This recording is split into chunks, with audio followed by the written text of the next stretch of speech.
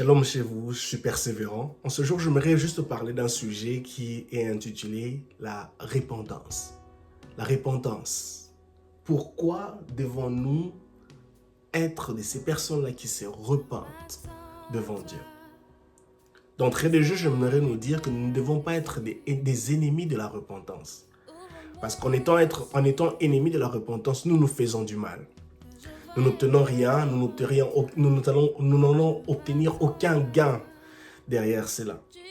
Mais pourtant, la repentance nous permet de pouvoir jouir d'une saison de repos, de pouvoir entrer dans un temps de repos, dans une période de jouissance, de célébration où nous jouirons des bénédictions, des grâces, des faveurs de Dieu. Il est très important pour nous de comprendre cela. Ce temps de repos est synonyme de paix, de tranquillité, de stabilité dans notre fort intérieur, dans notre âme, dans notre esprit, dans notre cœur. Il est important pour nous de nous repentir. La Bible dit dans le livre de Actes chapitre 3, le verset 19 à 20, je lis, la Bible dit ceci: « Maintenant donc changez et tournez-vous vers Dieu pour qu'il efface vos péchés. Pour qu'il efface vos péchés, alors le Seigneur vous accordera des temps de repos. Et il vous enverra celui qui vous a destiné comme Messie, Jésus. » La Bible dit clairement, changez maintenant même, maintenant donc, c'est moment précis. Donc, du moment où vous vous retrouvez dans une vie de péché, vous êtes tombé dans le péché, vous avez péché contre Dieu, Dieu nous demande de changer et de nous tourner vers lui pour qu'il efface nos péchés. Pour qu'il efface nos péchés. La Bible dit clairement, l'apôtre Paul dans le livre de Romains chapitre 6 explique clairement que le péché nous conduit à la mort, tandis que l'obéissance nous conduit vers la vie. Le péché n'est simplement la désobéissance à la loi de Dieu, la désobéissance au principe de Dieu, la désobéissance à la volonté de Dieu. Et cela nous conduit vers la mort. Mais lorsque nous décidons d'obéir à Dieu, nous sommes conduits vers la vie. Alors, qu'est-ce que le péché produit en nous? Nous devons savoir chercher à comprendre qu'est-ce que le péché cause lorsque nous livrons au péché. Nous avons cette réponse dans le livre d'Ésaïe chapitre 59. Ésaïe chapitre 59, la Bible dit ceci, le verset 1. « Mais non, la main de l'Éternel n'est pas trop courte pour sauver.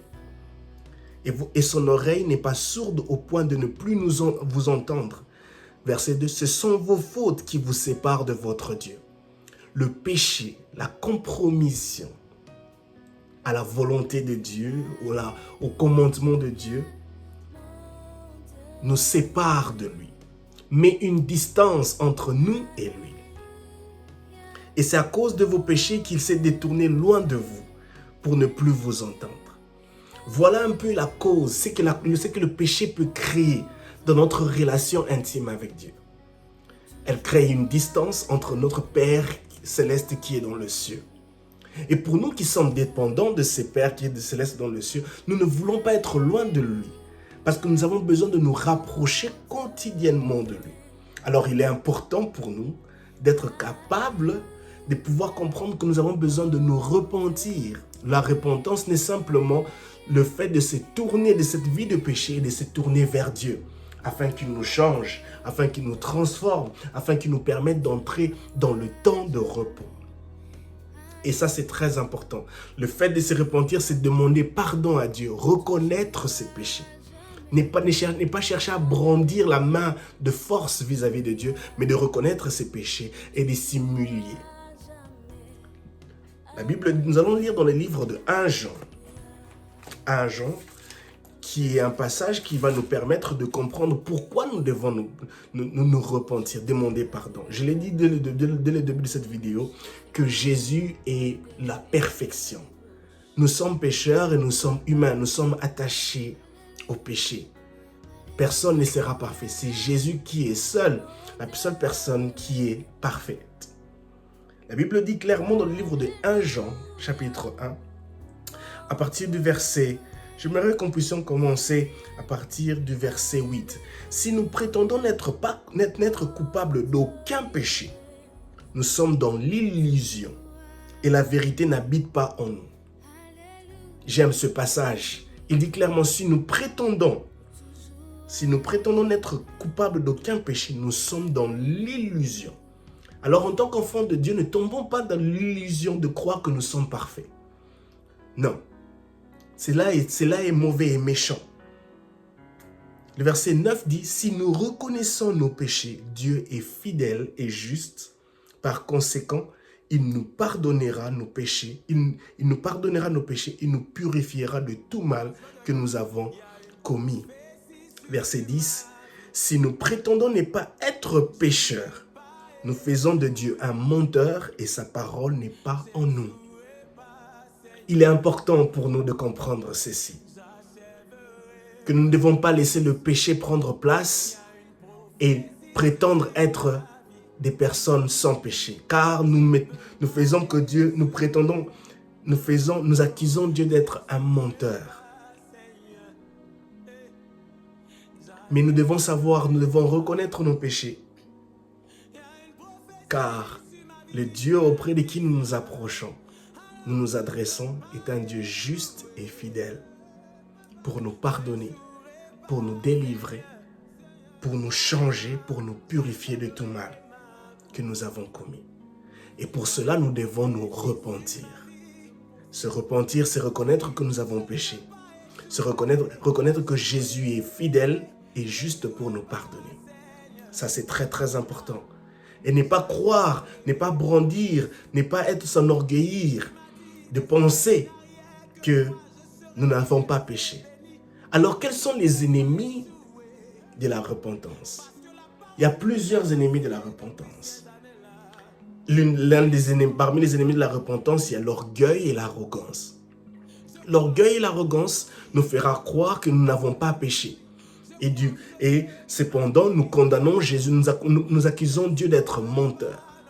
L'orgueil et l'arrogance pointera à d'autres personnes, disant que non, ce sont ces personnes-là qui ont péché et moi, je n'ai pas péché.